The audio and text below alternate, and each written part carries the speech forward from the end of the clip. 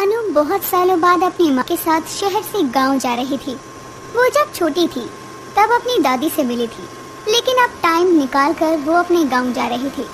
कुछ घंटों का सफर तय करने के बाद दोनों माँ बेटी अपनी दादी के घर जाती हैं। दादी माँ, आप कैसी हैं? नमस्ते माँ जी, आप ठीक है ना? कोई परेशानी तो नहीं है ना यहाँ आपको? नहीं बहू, मैं बिल्कुल ठीक हूँ।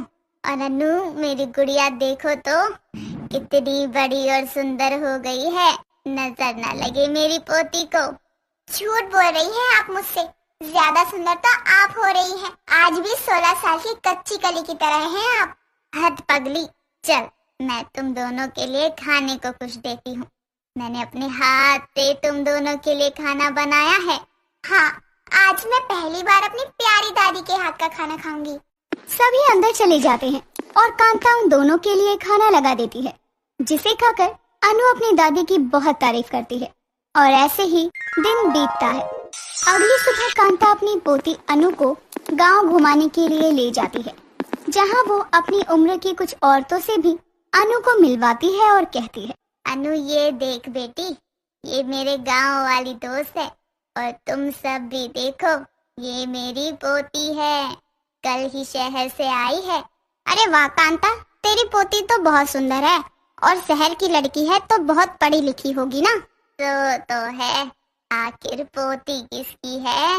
कह तो ऐसे रही है जैसे खुद भी पढ़ी लिखी है। भूल मत कांता, तू अंगूठा छाप है।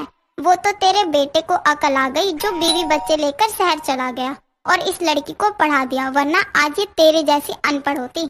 विमला की बात पर वहाँ खड़ी सभी औरतें हंसने लगती हैं और ये सब सुन कांता शर्मिंदा होकर कुछ बोले बिना ही मुंह पर झूठी मुस्कान के साथ अनु को अपने घर ले जाती है।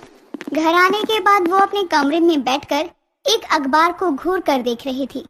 तभी वहाँ पर अनु आती है और उससे कहती है, अरे दादी माँ, ये आप क्या कर रही हैं? इस अखबार को ऐसे घूर घूर कर क्यों देख रही हैं? कुछ नहीं बेटा, बस पढ़ने की कोशिश कर रही हूँ कि क्या लिखा है इसमें। अच्छा, यानी आप भी पढ़ना चाहती हैं? पढ़ना तो चाहती थी, लेकिन कभी मौका नहीं मिला। मेरे समय में पढ़ाई बस आदमियों के लिए ही जरूरी थी। औरतें तो घर के काम और बच्चे पालने के लिए ही जन्म लेती थी। ये तो बहुत गलत बात है दादी, लेकिन वो जमाना अब गया। आज के जमाने में लड़का हो या लड़की, दोनों को पढ़ने का अधिकार है। बेटी, वो जमाना तो गया और उसके साथ मेरे पढ़ने की उम्र भी। अब मैं बस बैठकर इन अखबारों में तस्वीरों से ही खबर का अंदाजा लगा लेती हूँ। किसने कहा कि बूढ़े हो जाने के बाद आप पढ़ नहीं सकते? आप जानती नहीं शायद, पढ़ने की कोई उम्र नहीं होती। एक ज्ञान ही तो है जो किसी में कोई फर्क नहीं करता, ना अमीर ना गरीब, ना छोटा ना बड़ा। ज्ञान किसी भी उम्र में लिया जा सकता है दादी जी। बस आपके अंदर जिज्ञासा होनी चाहिए सीखने और पढ़ने की। कहने को तो तू छोटी है, लेकिन बातें बहुत बड़ी बड़ी करती है। मान ले, अगर मैं पढ़ना भी चाहूँ तो ये जमाने वाले ऐसा होने नहीं देंगे बेटी। बस आप ये बताओ कि आपको स्कूल जाना है, पढ़ाई करनी है? ये तू क्या कह रही है? आप बताओ, पढ़ाई करनी है? हाँ, करनी तो है, बस देखती जाओ। अब इतना कहकर अब अनु वहाँ से अपनी माँ के पास चली जाती है और उससे कहती है, माँ एक बात बताओ, हमारे पास कितने पैसे होंगे? मेरा मतलब है हमारी टोटल इनकम क्या है? इसका अंदाजा तो मुझे भी नहीं है, लेकिन काफी है। पर ये सब तुम क्यों पूछ रही हो मुझसे? माँ मैं ये चाहती हूँ हम अपनी ये दौलत एक अच्छे काम में लगाएं, यानी कि गांव में स्कूल बनाने में। लेकिन बेटी, इस गांव में पहले से ही 2 स्कूल है, फिर और स्कूल की क्या जरूरत? माँ मैं यहाँ बच्चों के स्कूल की बात नहीं कर रही हूँ, मैं उन लोगों की बात कर रही हूँ जो बस बूढ़े हो गए हैं और किस किस वजह से बचपन में पढ़ाई ना कर सके थे, वो अब पढ़ाई करें। सुबह सुबह मजाक करने के लिए तुम्हें मैं ही मिली थी क्या? माँ मैं मजाक नहीं कर रही हूँ, सच में कह रही हूँ। मुझे लगता है कि दादी को भी पढ़ने का एक मौका मिलना चाहिए। क्या दादी को पढ़ना है? तुम्हें हो क्या गया है? अनु कैसे अजीब अजीब बातें कर रही हो? अरे ये उम्र उनकी तीर्थ यात्रा पर जाने की है, ना कि स्कूल जाने की। माँ कौन कहता है कि इंसान बुढ़ापे में तीर्थ पर जाता है? स्कूल नहीं जा सकता। ऐसे तो आपकी भी उम्र हो गई है, आपको भी जाना चाहिए ये सब छोड़कर तीर्थ यात्रा पर। क्या बकवास कर रही हो अन्नू? ये सब जरूर तुम्हारी दादी ने ही सिखाया होगा तुम्हें। रुक, अभी मैं बताती हूँ। इतना कहकर सीमा जोर जोर से अपनी सास को आवाज लगाने लगती है। उसकी आवाज सुनकर कांता वहाँ आती है और कहती है, क्या हुआ बहू, ऐसे क्यों चिल्ला रही है? आपने काम ही ऐसे किए हैं तो मैं क्या करूँ? आप मेरी बेटी को क्या बोल रही थी कि आपको स्कूल जाना है?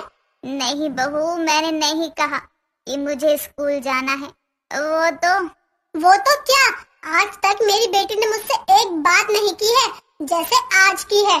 और आपको शर्म नहीं आती? इस उम्र में आप पढ़ाई करने स्कूल जाओगी? लोग क्या बोलेंगे, मोहल्ले वाले क्या बोलेंगे, मजाक उड़ाएंगे हमारा। अरे अपनी नहीं तो हमारी इज्जत का तो ख्याल रख लीजिए। लेकिन बहू मेरी बात तो सुन। मुझे कुछ नहीं सुनना। आज मैं और अन्नू शहर वापस जा रहे हैं। आपकी इन्हीं हरकतों की वजह से हम वापस गांव नहीं आते हैं। चल अन्नू, सामान बांध अपना। मैं दादी के पास से कहीं नहीं जाऊंगी। बस एक और लगेगा ना कान पर, सारी अकल ठिकाने पर आ जाएगी। चुपचाप सारा सामान बांध और घर चल मेरे साथ। आई बड़ी दादी के साथ रहने वाली। इतना कहकर सीमा अपना सामान पैक करके शाम को वहाँ से अनु के साथ वापस शहर लौट जाती है। शहर आने के बाद भी उसे अपनी दादी की बहुत चिंता होती है और इस बारे में वो अपने पापा को सब कुछ बताती है कि उसकी दादी पढ़ना चाहती है।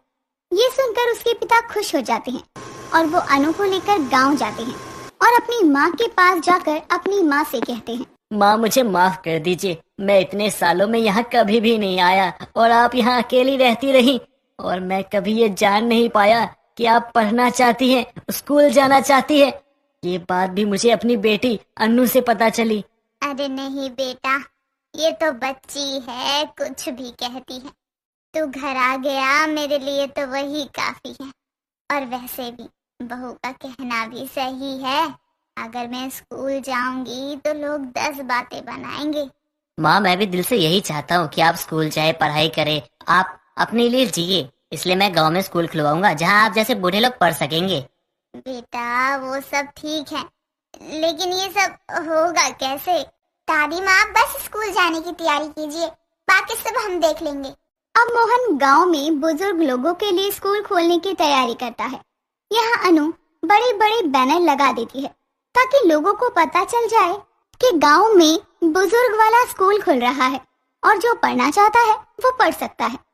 पहले तो लोग उनका बहुत विरोध करते हैं और एक दिन विमला कांता के घर आकर कहती है। कांता की बात सुनकर विमला भी स्कूल जाने के लिए मान जाती है और जब स्कूल का काम पूरा हो जाता है तो अनु की दादी के साथ गांव के और बुजुर्ग लोग उसके साथ स्कूल जाते हैं और अपना बचपन एक बार फिर से जीते हैं, वो भी पढ़ाई के साथ।